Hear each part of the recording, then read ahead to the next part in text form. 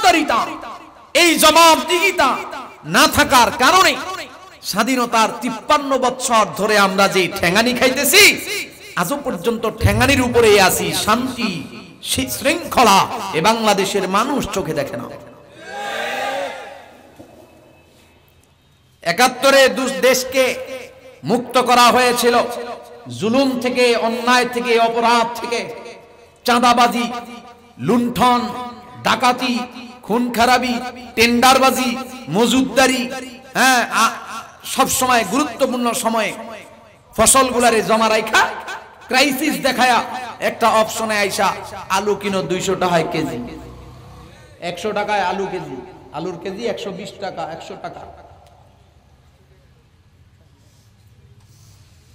আরে এক প্যাকেট নুন, লবণ 10 টাকার এক প্যাকেট লবণ কয় টাকায় কিনছে দেশের মানুষ? 300 টাকায় কিনছে। মিয়া কথা কয় না, 300 টাকায় কিনছে।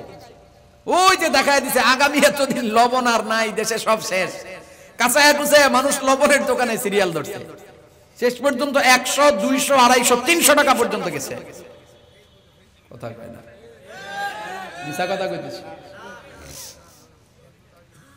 71-এ যুদ্ধ করছেন আমার আব্বা, ভাতাখোর মুক্তিযোদ্ধা মনে করেন না।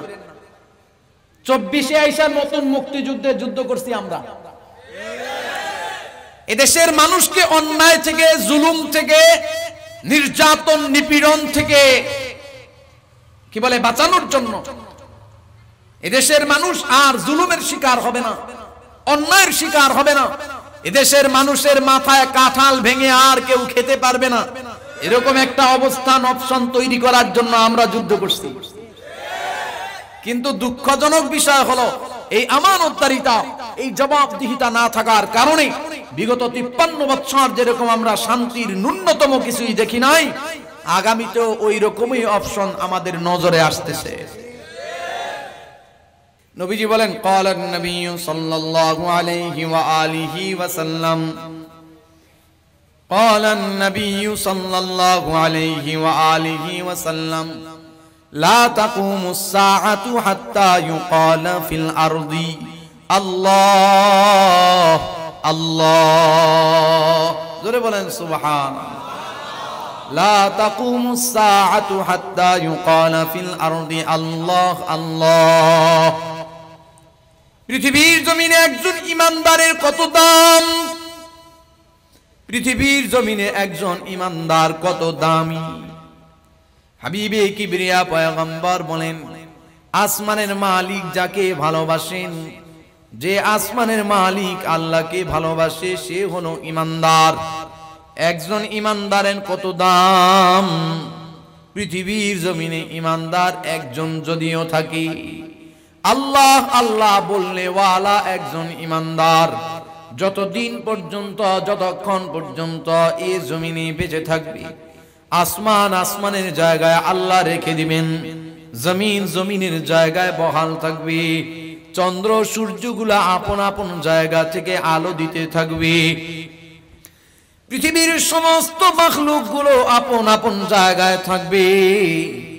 রব্বুল আলামিন পৃথিবীর সব মানুষকে নিয়ামত খাওয়াবেন, পৃথিবীর সব মাখলুকরে আল্লাহ তাআলা নিয়ামত খাওয়াবেন। জোরে আওয়াজ করে বলবেন, ইমানদার জমিনে থাকবে কয়জন? একজন ইমানদার। পৃথিবীর সমস্ত মানুষ আল্লাহর সঙ্গে কুফর করে, শিরিক করে, কুফর শিরিকের মধ্যে মানুষ লিপ্ত হয়ে গেছে, আর কোনো ইমানদার নাই। একজন মাত্র ইমানদার বেঁচে আছে। ওই একজন ইমানদারের মায়া মমতা ভালোবাসার কারণে আল্লাহ তাআলা ওই ইমানদারকে এত দামি বানাইছেন, এত দামি বানাইছেন, তার দামি, তার মুহাব্বতে জমিনের সব মানুষ কুফর শিরিকে লিপ্ত হওয়া সত্ত্বেও আল্লাহ তাআলা সব মানুষকে নিয়ামত খাওয়াবেন। মুহতারাম হাজিরিন, হায়াতে জিন্দেগির এই দুনিয়া, আমাদের মাঝে একটা নিজাম হলো, কর্মচারী যদি মালিকের ফরমাবরদারি না হয়, মালিকের কথাবার্তা যদি না শুনে, অনুসরণ না করে, বেতন বন্ধ হয়ে যায়। মালিকের অনুগত না হলে বেতন বন্ধ হয়ে যায়, চাকরি বাতিল হয়ে যায়, বোনাস বন্ধ হয়ে যায়। রব্বুল আলামিন এমন এক মালিক, এমন এক রব, আমি আর আপনি সেই মালিকের এমন এক গোলাম, এমন এক কর্মচারী। দিন যায় রাত্র যায়, রাত্র যায় দিন আসে, দিন যায় রাত্র আসে, ফজরের আজান হয়ে যায়, কোন দিন ফজরের নামাজ পড়ার জন্য মসজিদে হাজির হই নাই, এমন মুসলমান মুসল্লি আছে না নাই? জোহরের আজান হয়ে যায়, জোহরের নামাজের ধার ধারিও না, আসর মাগরিব এশা হয়ে যায়, মসজিদে না, না ঘরে না, মসজিদে না, কোথাও নামাজ পড়লাম না। কিন্তু সকাল বেলা নাস্তার টেবিলে রব্বুল আলামিন কত নামি দামি খাবার সাজায়া দিছে। জোহর পড়ি নাই, দুপুর বেলা খাবারের টেবিলে নামি দামি খাবার হাজির। আসর মাগরিব এশা পড়ি নাই, বিকাল বেলা নাস্তার টেবিলে নাস্তা, আবার রাত্রি বেলা নামি দামি খাবার। পৃথিবীর জমিনের মালিক আর কর্মচারীর মতো যদি বিধান হইতো, রব্বুল আলামিন যদি জমিনের মানুষের মতো আচরণ করতেন, ব্যাপারটা এমন হওয়ার কথা ছিল, রে নাফরমান, ফজর পড়লি না, তোর জন্য আমি মালিক নাস্তা বরাদ্দ রাখলাম না। যখন আসর মাগরিব এশা পড়ো নাই, দুপুরের খাবার বন্ধ করে দিলাম, রাতের খাবার বন্ধ করে দিলাম, সামনে থেকে খাবারটা কাইরা নিয়ে যায়, অথবা খাবারের সামনে থেকে আমাকে কাইরা নিয়ে যায়, ফালাইয়া দেয়, বিভিন্ন ভাবে আল্লাহ অপশন বন্ধ করে দেয়। এমন কোন ঘটনা পৃথিবীর জমিনে আছে নাকি? জোরে কোন? কোনদিন আমার সামনে থেকে রিজিক কেড়ে নেওয়া হয় নাই, কোনদিন রিজিকের সামনে থেকে আমাকে কেড়ে নেওয়া হয় নাই। নামাজ পড়লি না, তোর জন্য রিজিক বন্ধ করে দিলাম। আসমানের মালিক আল্লাহ কোনদিন এমনটা করে নাই। জিজ্ঞাসা করি রব্বুল আলামিন, জগতের মানুষ যদি মালিকের ফরমা বরদারি না হয়, সব বন্ধ হয়ে যায়, দুশ্মনী তৈরি হয়ে যায়, শত্রুতা তৈরি হয়ে যায়। ওগো রব, পৃথিবীর জমিনে আপনাকে ডাকবে একজন ইমানদার নারী অথবা পুরুষ থাকবে একজন, সব মানুষের নিয়ামত বন্ধ হয়ে যাওয়ার কথা, আপনি কেন জমিনের সব মাখলুকরে, সব মানুষের নিয়ামত খাওয়াবেন? রব্বুল আলামিন বলেন, এজন্য খাওয়াবো যেহেতু আমার নাম রহমান। সুবহানাল্লাহ, আরো জোরে কোন? রব্বুল আলামিন বলেন, আমার নাম রহমান, যেহেতু আমি দয়াবান, আমি দয়ালু, এজন্য আমি জমিনের সব মানুষ আমার বিরোধিতা করলেও আমি তাকে নিয়ামত খাওয়াবো। মুহতারাম হাজিরিন, খেয়াল করেন, পৃথিবীর জমিনে হযরত আদম আলাইহিস সালাতু ওয়াস সালাম থেকে নিয়া কিয়ামত পর্যন্ত যত মানুষ জমিনে আসবে, সব মানুষ যদি আল্লাহর নাফরমানি করে, আল্লাহ তাআলার বড় ধরনের ক্ষতি হয়ে যাবে। আপনাদের আওয়াজ শুনে বোঝা যায় তো তাই? হ্যাঁ, আল্লাহর ক্ষতি হবে, আল্লাহর কোনো নুকসানিয়াত নাই। পৃথিবীর সব মানুষ যদি আল্লাহর কুদরতি কদমে পড়া যায়, সিজদায় পড়া রয়, আর কিয়ামত কায়েম হয়ে যায়, ওই পর্যন্ত যদি পৃথিবীর সব নারী আর পুরুষ সিজদায় পড়ে থাকে, রব্বুল আলামিনের যাররা পরিমাণ কোনো লাভ নাই। আল্লাহ বলেন আল্লাহুস সামাদ, আল্লাহ সব কিছু থেকে পবিত্র, বেনিয়াজ, বেপরোয়া। পৃথিবীর মানুষের ইবাদত বন্দেগীর মুখাফেকি আল্লাহ তাআলা নয়। আবার পৃথিবীর মানুষ যদি ইবাদত কইরা ফেলায় তো আল্লাহর কোনো লাভ হবে, বিষয়টা তাও না। মুহতারাম হাজিরিন, জিজ্ঞাসা করি রব্বুল আলামিন, আপনি যে রহমান, আপনার কুদরতি অন্তরে বান্দার প্রতি কি পরিমাণ দয়া, কি পরিমাণ দয়া থাকলে পরে যেই টেবিলের মধ্যে, যেই রুমের মধ্যে, যেই সমাবেশের মধ্যে, যে জনসমাবেশের মধ্যে, গণসমাবেশের মধ্যে, যেই পার্লামেন্টে, যেই রুমে, যেই ঘরে, যেই সভা সেমিনারে আপনার নাফরমানি করা হয়, আপনার বিরুদ্ধে আঙ্গুল তুলা কথা কয়, নেতারা আপনার বিরুদ্ধে আইন বানায়, আপনার ঈমান ইসলাম দেশ মানবতার বিরুদ্ধে আইন রচনা করে, কি রকম সবর আর কি রকম দয়া কলিজার মধ্যে থাকলে পরে এই ধরনের নাফরমানি কুদরতি চোখ দিয়া তাকায়া দেখার পরেও আপনি তাদেরকে ধ্বংস করেন না? কি পরিমাণ দয়া, কি পরিমাণ মায়া আপনার কুদরতি অন্তরে।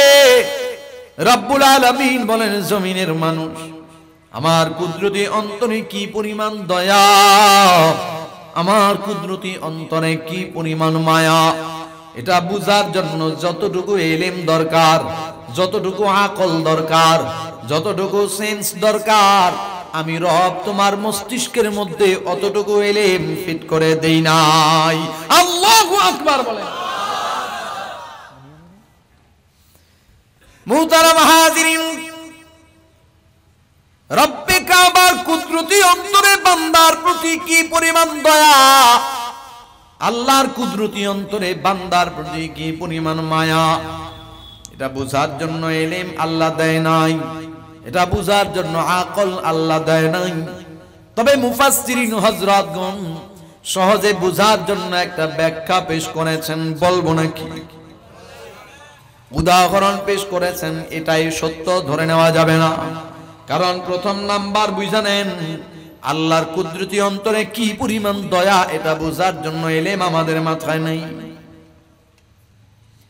উদাহরণ পেশ করেছেন উলামায়ে কেরাম, এতটুকু বুঝার জন্য রব্বুল আলামিন জমিনবাসীকে কেমন মায়া করেন, দয়া করেন।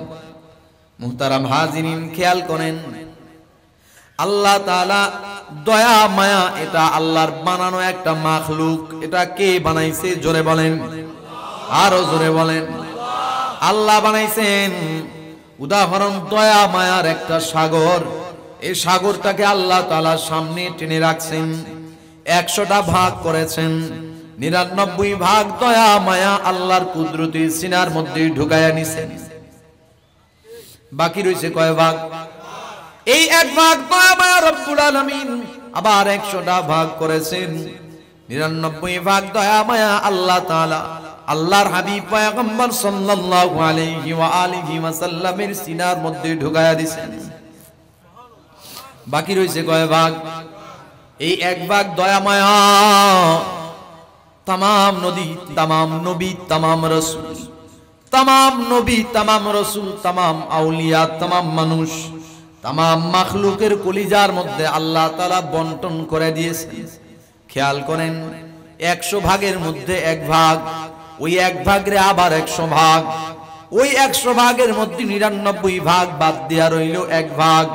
ওই 1 ভাগ দয়া মায়া तमाम নবী, तमाम রসুল, तमाम আউলিয়া, तमाम মানুষ, तमाम মাখলুকের মধ্যে আল্লাহ বন্টন করে দিয়েছেন। ওই হিসাবে আমি আপনি কি পরিমাণ দয়া পাইলাম, আমি আপনি কি পরিমাণ মায়া পাইলাম, আমার আপনার কলিজার মধ্যে কি পরিমাণ দয়া, কি পরিমাণ মায়া, খালি চোখে দেখার তো কোনো প্রশ্নই নাই। অনুবীক্ষণ যন্ত্র দিয়া, ডিজিটালাইজড মেশিন দিয়া পরীক্ষা কইরাও তালাশ কইরা পাওন যাইব না। কথা কয় না? মুহতারাম হাজিরিন, এই যে জাররা সে জাররা দয়া মায়া, যেটা খালি চোখে দেখা যায় না, অনুবীক্ষণ যন্ত্র দিয়া দেখা যায় না, এই যে জাররা পরিমাণ দয়া মায়া, এই দয়া মায়ার পাওয়ার কেমন একটু খেয়াল করেন। এই জাররা পরিমাণ দয়া মায়া একজন মায়ের কলিজায় দেওয়া হলো, ওই মায়ের কলিজায় সন্তানের প্রতি কি পরিমাণ দয়া। একজন বাবার কলিজায় দেওয়া হলো, বাবার কলিজায় সন্তানের প্রতি কি পরিমাণ মায়া। সন্তানের কলিজায় দেওয়া হলো, বাবার জন্য সন্তানের কলিজায় কি পরিমাণ দয়া। স্বামীর কলিজায় দেওয়া হলো, স্ত্রীর জন্য স্বামীর কলিজায় কি পরিমাণ দয়া। স্ত্রীর কলিজায় দেওয়া হলো, স্বামীর জন্য তার কলিজায় কি পরিমাণ দয়া। একবার খেয়াল করলে বুঝবেন যে দয়া মায়ার পাওয়ার ওজন খালি চোখে দেখা যায় না, মাপা যায় না। এতটুকু জাররা পরিমাণ দয়া মায়ার পাওয়ার এত বেশি, এত বেশি। হাল জামানায় অনেক নজির দেখা যায়, আমি প্রায় সময় উদাহরণ দিয়া বলি, গত কয়েক বছর আগে, 2 বছর আগে সম্ভবত ঢাকার চক বাজারে আগুন লেগেছে। আমাদের বড় ভাই মুফাসসিরে কোরআন, মুফাসসিরে কোরআন আল্লামা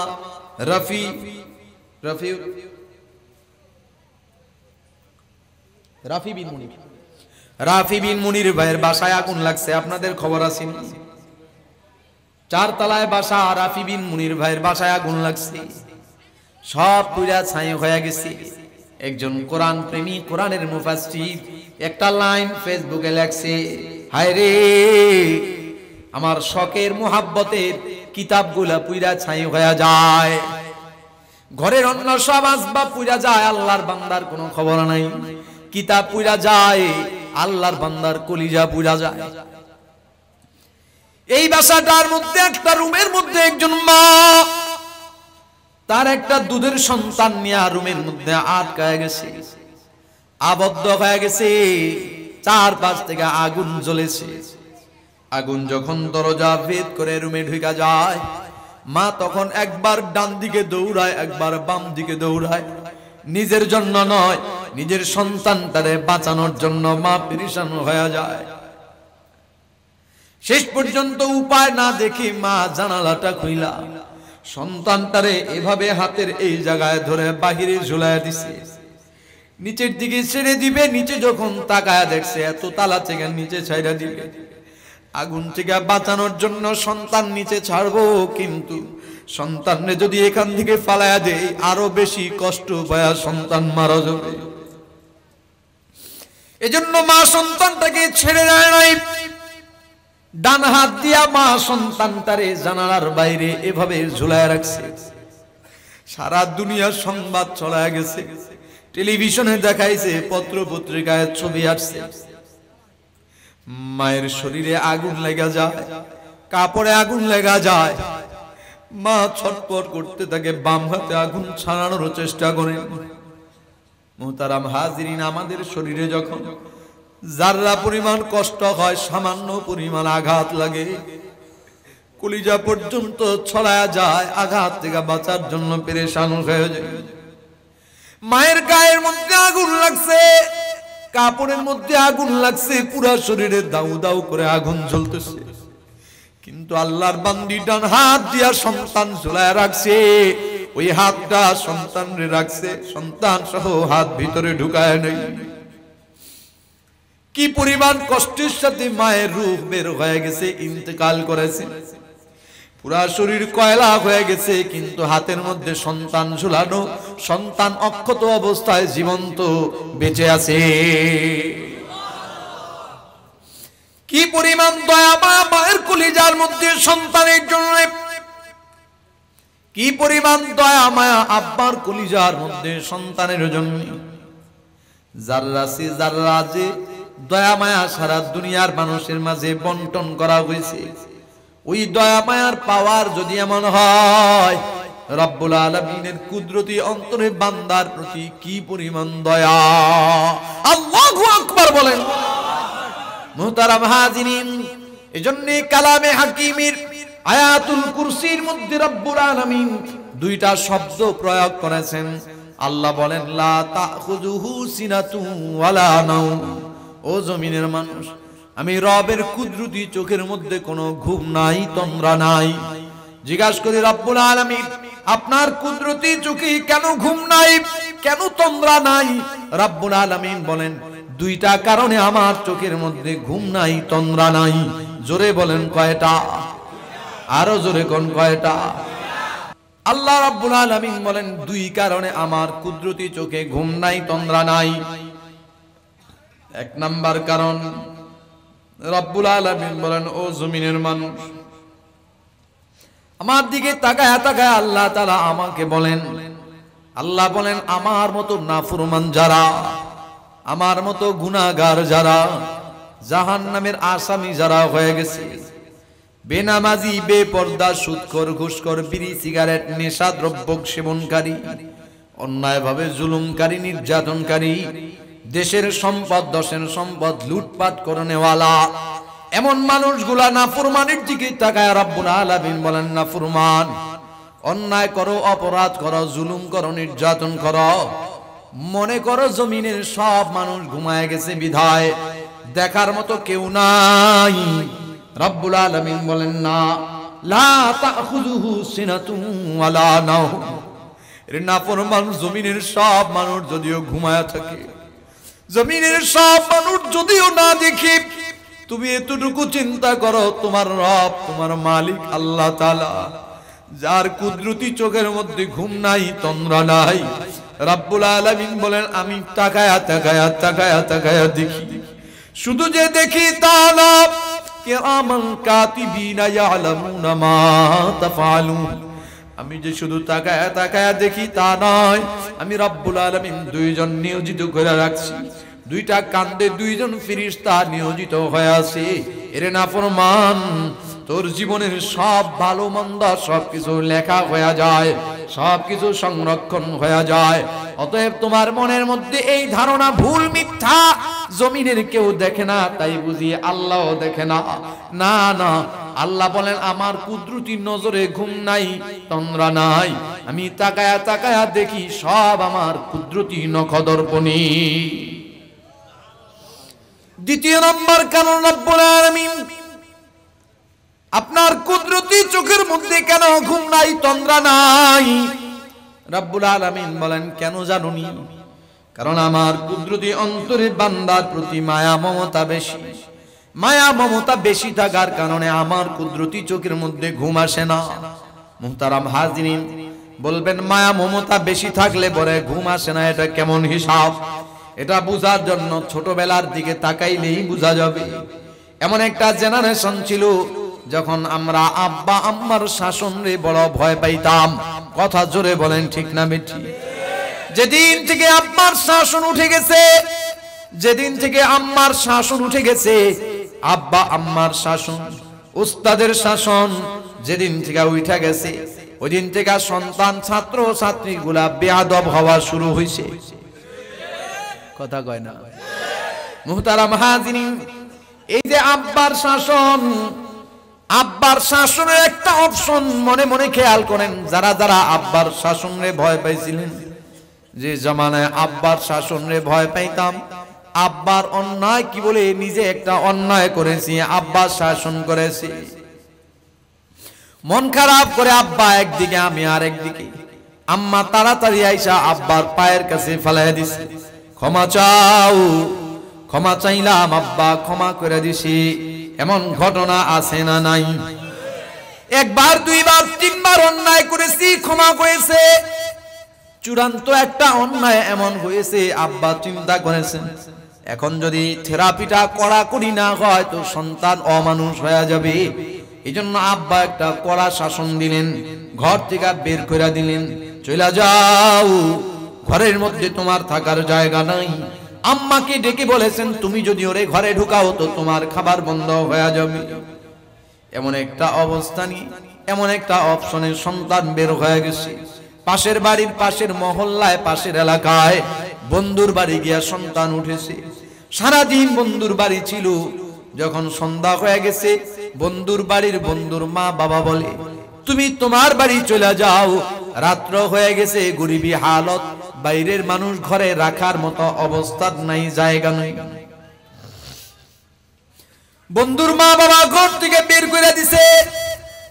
আমি যে আমার বাড়ি যাব, মনের মধ্যে বড় ভয়। আব্বার যে অগ্নিমূর্তি দেখে আসছি, ঘরের মধ্যে ঢুকার কোনো জায়গা নাই, কোনো অপশন নাই।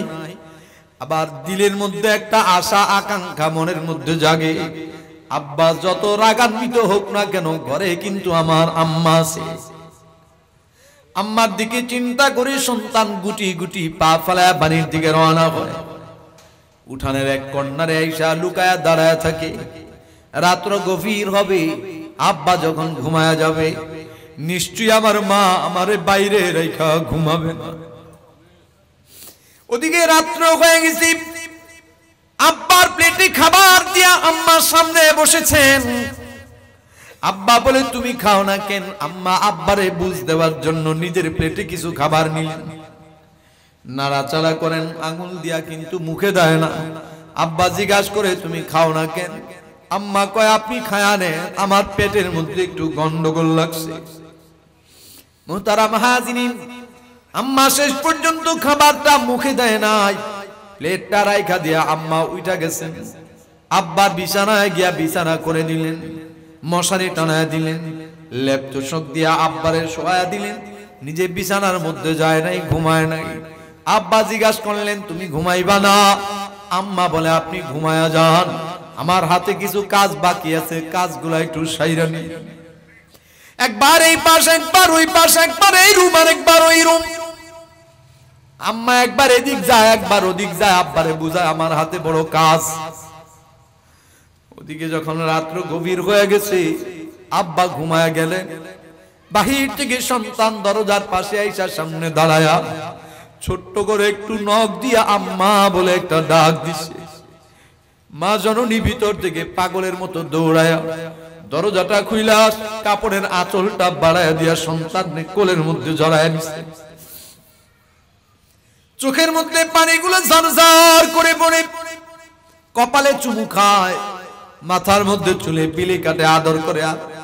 আম্মা শাসনের ভঙ্গিতে কয় তোর আব্বা এমনিতে একটু রাগী মানুষ, রাগাইছে ধমকাইছে, তাই হইছে কি সারাদিন তুই বাইরে থাকা লাগে না? কোথায় ছিলি, কেমন ছিলি, কি খাইলি না না খাইলি? আম্মা জিজ্ঞাসা করে ব্যস্ত হয়ে যায়। আদর করে আম্মা যেই প্লেটে খাবার রাখছেন ওই প্লেটটার সামনে টাইনা নিয়ে নতুন কিছু খাবার জুড়ায়া যত্ন করে আদর করে আম্মা নিজ হাতে সন্তানের খাওয়ায় দেয়। সন্তানের বিছানার মধ্যে নিয়ে শোয়া দিয়া সন্তানকে সুন্দর করে মশারি টানায় দিয়া বিছানা ফিট কইরা সন্তানের শোয়া দিয়া মা এবার নিজের বিছানায় চলে যায়। জিজ্ঞাসা করি মা আব্বা ঘুমায় গেছে, তুমি কেন ঘুমাইলা না? আম্মা তখন বলে রে আমি যদি ঘুমায়া যাই আমার কলিজার টুকরা সন্তান বাইরে আছে। কনকনে শীতের মধ্যে গভীর রাত্রে আমার সন্তান যদি দরজার মধ্যে এইসব কড়া নাড়ায়া বসে, আমি যদি ঘুমায়া যাই কে আমার সন্তানের দরজা খুইলা ঘরে ঢুকাবে?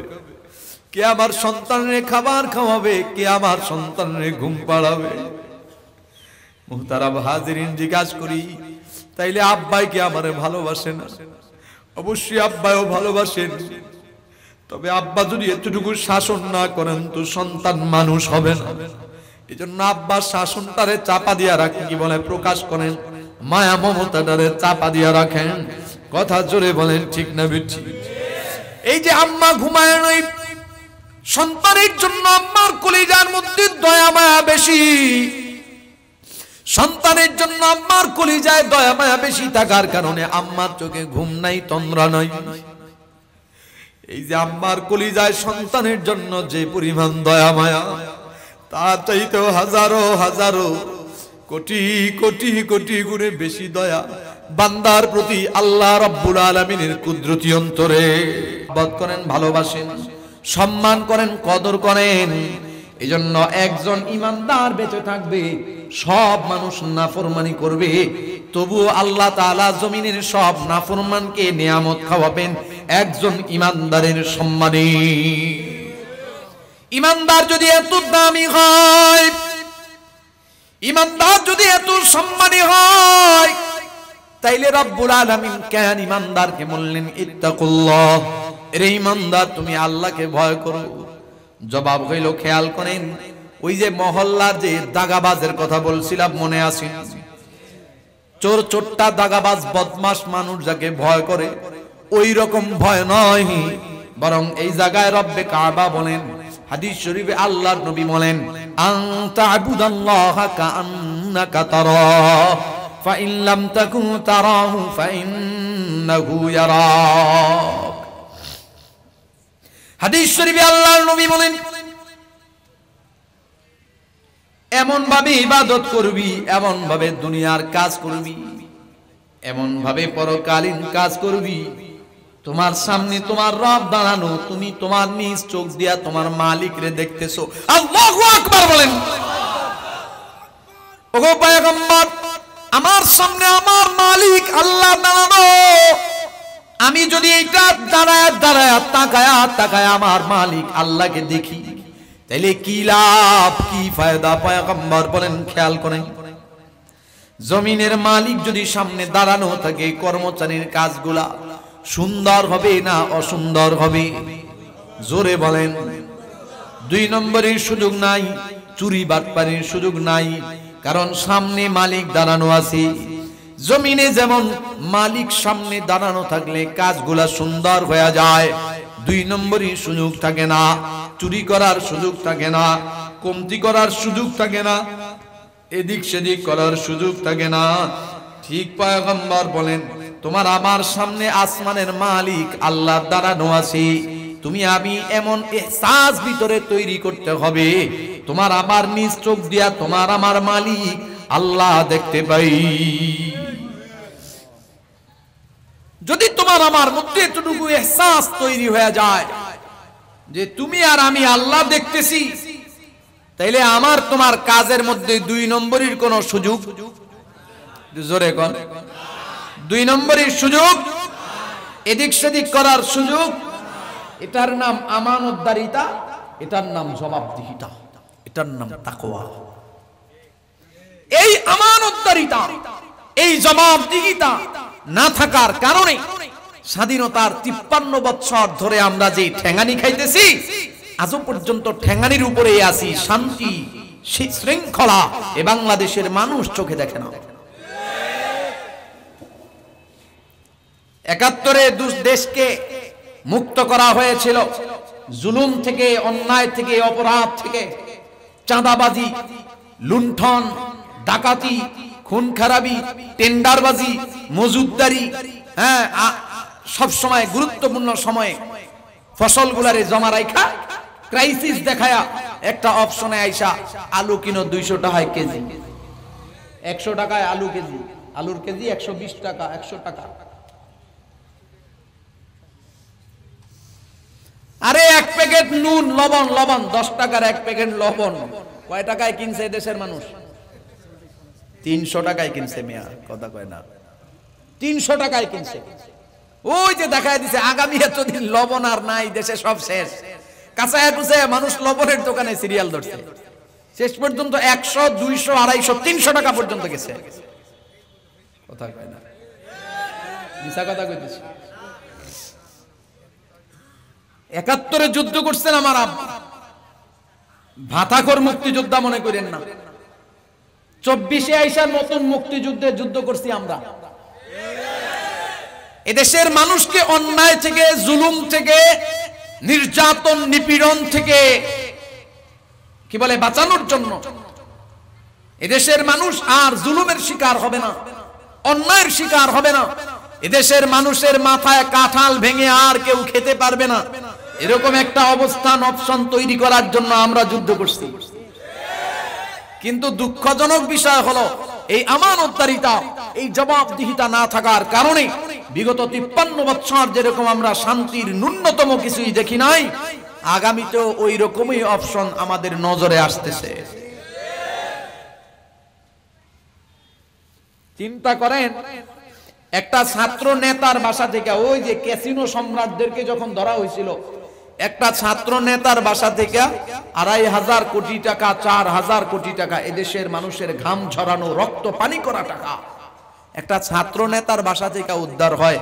তাইলে ওই ছাত্র, তার নেতা যে, তার নেতা, তার নেতা যে, তার নেতা, এইভাবে গিয়া রাঘব বোয়াল যারা, তাদের ঘরে, তাদের ব্যাংকে, তাদের বিদেশে কি পরিমাণ টাকা হিসাব করন যায়? কয় টাকায় 4000 কোটি টাকা হয়? কি নাই? আমানতদারিতা নাই, জবাবদিহিতা নাই। কে কার কাছে জবাব দিবে? আমি তো আমি।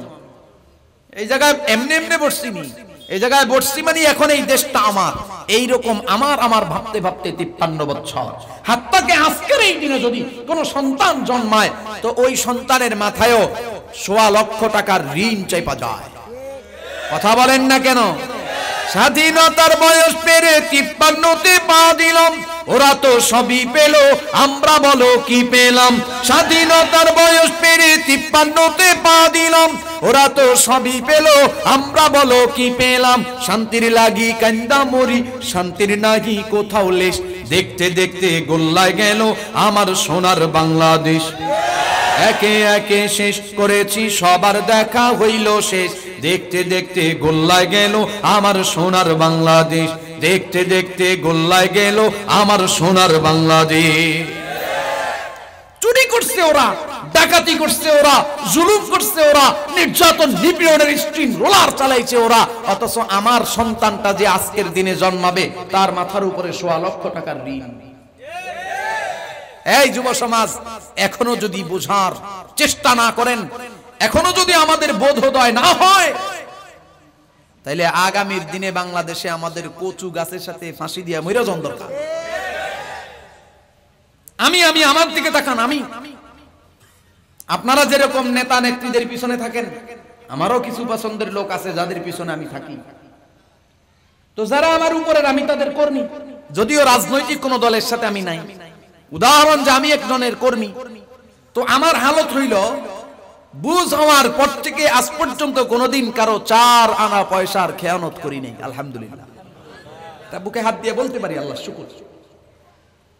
তাহলে আমি একটা দলের কর্মী হওয়ার পরে আমার যদি এইরকম অবস্থা হয়, ওই দলের নেতা যিনি, তার কি অবস্থা? তিনি ধরপাকড় ধৈরা মাইরা এদিক সেদিক খায়া বড় হয়েছে। তো কথা বলেন না কেন? আফসোসের বিষয় হলো আমাকে আপনারা ইমাম মানতে রাজি, এদেশের উলামায়ে উম্মত যারা, এদেশের মানুষকে যারা শান্তি ও মুক্তির রাস্তা দেখান, এদেরকে আমরা মসজিদের ভিতরের ইমাম মানতে রাজি, কিন্তু রাষ্ট্রের ইমাম মানতে রাজি হই না। ওই যে চুরি করতে পারবো না, ডাকাতি করতে পারবো না, ধর মার কাট এগুলা করতে পারবো না, এই জন্য আমাদের ভয়। আরে ভাই, এই ভয়টাকে জয় করো। দেখো একবার ইমান ইসলামের শাসনটা দেখো, উলামায়ে উম্মতের শাসনটা একবার দেখো কেমন হয়, এরপরে না হইলে বাদ দিয়ে দিবা। কথা কয় না? 53 বছর ধরে দেখতেছেন না, তাহলে একটার পর একটা দেখতেছি, এরকম একটার পর একটা যেরকম বাদ দেই, ওইটাও বাদ দিয়ে দিবেন। সমস্যা কোথায়? আমানতদারিতা নাই, মালিকের উপস্থিতি সামনে নাই, যার কারণে নিজেকে সর্বশেরবা কি সর্বা মনে হয় যে আমি আমার উপরে আবার কেনা। গাজীপুর চৌরাস্তা, ঢাকা গাজীপুর চৌরাস্তায় এক বেড়ায় দায়িত্বশীল ইউনিফর্ম পরা, নাম বলবো না কি দায়িত্বে, এই বেড়ার নাম বলবো না, প্রশাসনিক এক লোক, যেই গাড়ি ঢুকে সেই গাড়ির থেকে তো গ্লাস খুলে জিজ্ঞানো হলো, আমার তো কোনো অন্যায় নাই, আপনি টাকা চাইতেছেন? কয় তোর অন্যায়ের দেখার বিষয় না, আমার এই জায়গায় দাঁড়াইতে 10 লক্ষ টাকা লাগছে, তুই আমারে 200 টাকা দিবি, কেন দিবি? কোনো কেন নাই। কথা কয় না? কেন দিবি কোনো প্রশ্ন হবে না, আমার এই পোস্টে আসতে 10 লাখ টাকা অতিরিক্ত দেয়া লাগছে, সুতরাং এটা তো আমার উঠাইতে হবে। চিন্তা করেন, একজন মেম্বার, একজন কমিশনার, একজন চেয়ারম্যান, সে নির্বাচন করবে, তাতে নাম লইতেই সে 2 কোটি টাকা খরচ করে ফেলায়। কথা কয় না? কিরে ভাই, তুই চেয়ারম্যানই নির্বাচন করবি, মেম্বারই নির্বাচন করবি, এত টাকা খরচ? কারণ সে নিজেই জানে, এবং আমরাও জানি, আমাদের মধ্যে এরকম অবস্থান তৈরি হয়ে গেছে, ও নির্বাচনে যত খরচ করতেছে এটা উঠাইতে তার মাত্র সময়ের ব্যাপার। বাপের দেওয়া টাকা, আনতা আবুদাল্লাহা কাআন্নাকা তারা, এমন ভাবে কাজ করতে হবে, হোক দুনিয়াবি হোক পরকালীন, সামনে আমার মালিক দাঁড়ানো, আমি আমার 2 চোখ দিয়ে মালিক দেখতেছি। এরপরে নবীজি বলেন, এই জমিনের মানুষ, তোমার চোখের মধ্যে যদি দুর্বলতা থাকে, তোমার চোখের মধ্যে যদি পর্দা থাকে, তাহলে তুমি এতটুকু ধরে নাও, তোমার চোখে দুর্বলতা থাকতে পারে, তোমার মালিক আল্লাহর চোখে দুর্বলতা নাই। লা তাখুযুহু সিনাতুন ওয়ালা নাওম। কি করবি আর না করবি, কি করবি কি করিস আর না করিস, যখন যেখানেই ইত্তাকুল্লাহ হাইসুমা কুনতা, আল্লাহর নবী বলেন ইত্তাকুল্লাহ হাইসুমা কুনতা, আল্লাহকে ভয় করো যখন যেখানে থাকো, যখন যেখানে যা করো। এই অবস্থানটা যদি তৈরি হয়ে যায়, দেশে আর চুরি থাকে না, ডাকাতি থাকে না, মাস্তানি থাকে না, বাটপারি থাকে না, জুলুমবাজি থাকে না, নির্যাতন থাকে না। আর এই কাজটাই ওলামায়ে কেরাম করেন, মানুষের মধ্যে যেন তাকওয়া চলে আসে, মানুষের মধ্যে যেন আল্লাহর ভয় চলে আসে। মুহতারাম হাজিরিন, এবার রব্বে কাবা বললেন তাকওয়া অবলম্বন করো। ইমানদারের মানা হলো আল্লাহ তাআলার উপস্থিতির সামনে ধরে নাও। জমিনের মালিকের উপস্থিতির সামনে থাকলে পরে যেমন জমিনের কর্মচারীর কাজগুলো সুন্দর হয়ে যায়, ঠিক তেমনি ভাবে আমার সামনে যদি আমার মালিক উপস্থিত থাকে তাইলে আমার কাজগুলা সুন্দর হয়ে যাবে। প্রশ্ন হলো আমার কাজ সুন্দর হবে, আমার কাজ অসুন্দর হবে, এটাতে রব্বুল আলামিনের কি আসে যায়? জবাব খেয়াল করেন, জমিনে আমি যাকে মোহাব্বত করি, আমি যাকে ভালোবাসি, আমার ভালোবাসার মানুষটার কাজগুলা সুন্দর হয়ে যাক, এটা আমি কামনা করি কিনা? জোরে কোন? আমার ভালোবাসার মানুষটা যদি সুন্দর কাজ করে, তা দেখে দেখে তার প্রতি আমার মায়া মমতা ভালোবাসা বাইরা যায়। ঠিক তেমনি ভাবে রব্বুল আলামিন বলেন, রে গোলাম তোমার কাজগুলো সুন্দর বানায়া নাও, এতে কি হবে জানো? আমি তোমাকে মায়া করি, ভালোবাসি।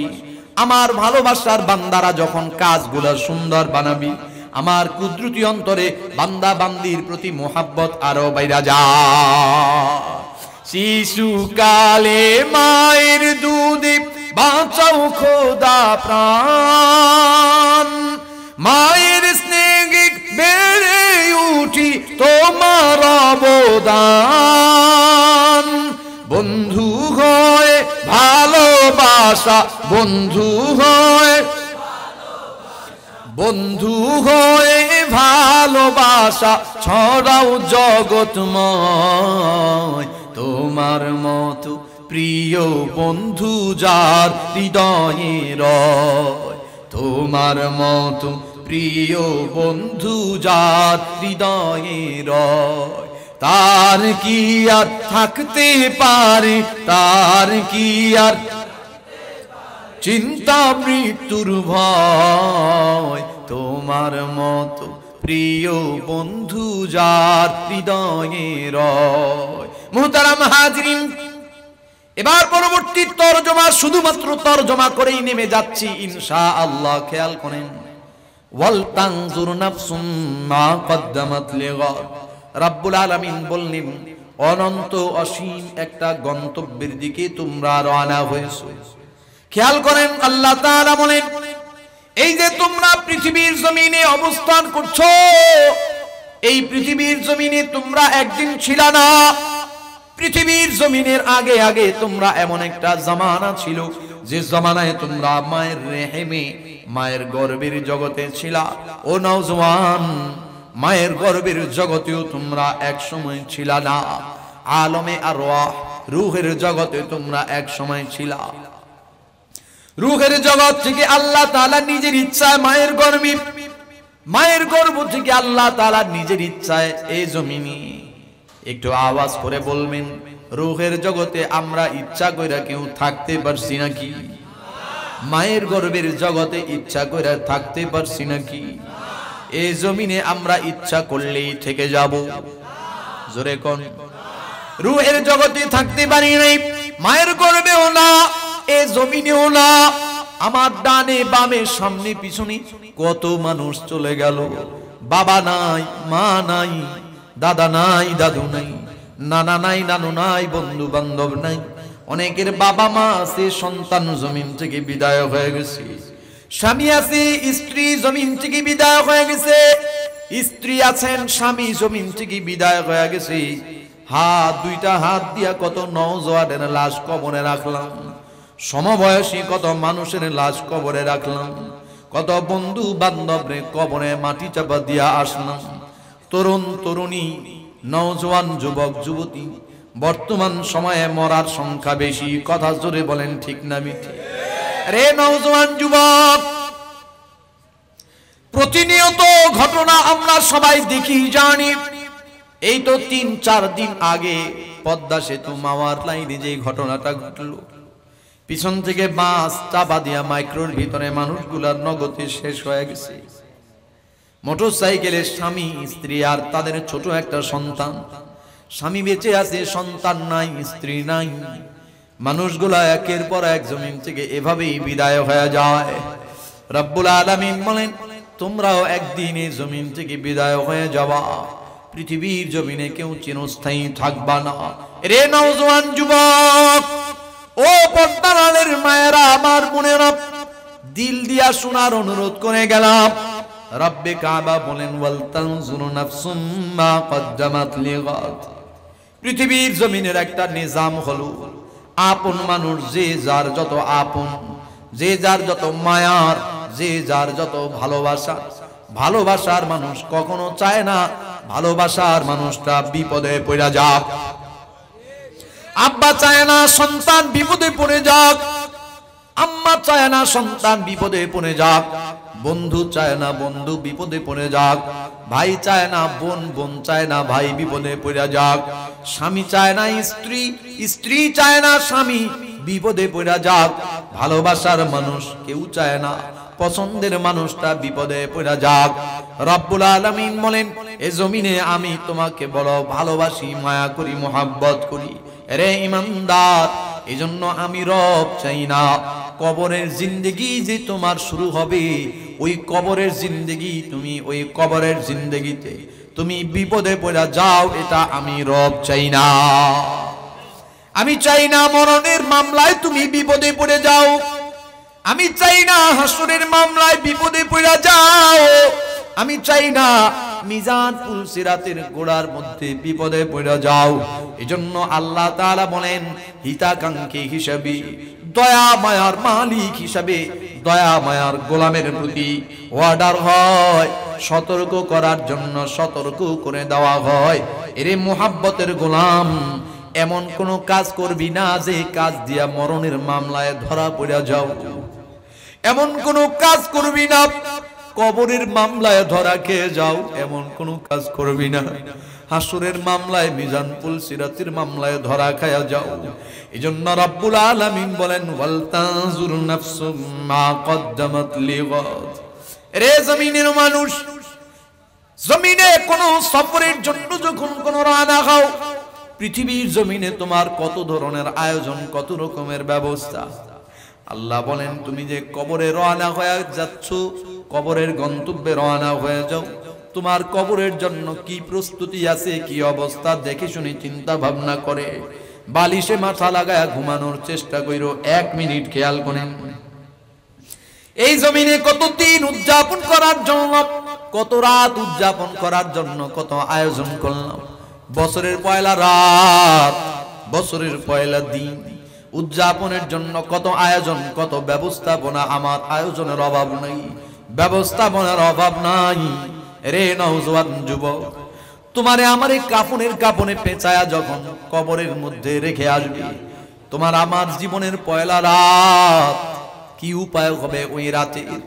ওই রাতকে বরণ করার জন্য তোমার আমার কোনো প্রস্তুতি নাই, ওই রাতকে গ্রহণ করার জন্য তোমার আমার কোনো ব্যবস্থাপনা নাই। অতএব চিন্তা ভাবনা করে বালিশে মাথা লাগায়া ঘুমায়ো। এ কথাই রব্বুল আলামিন বলেন, ওয়াল তানজুর নাফসুম মা কদ্দামাত লিগাদ ওয়াত্তাকুল্লাহা ইন্নাল্লাহা খাবীরুম বিমা তা'মালুন। আল্লাহ রাব্বুল আলামিন আমাকে আমল করার তৌফিক দান করেন, সবাইকে আমল করার তৌফিক দান করেন। মা আলাইনা ইল্লাল বালাগ। ওয়াসসালামু আলাইকুম ওয়া রাহমাতুল্লাহি ওয়া বারাকাতুহু।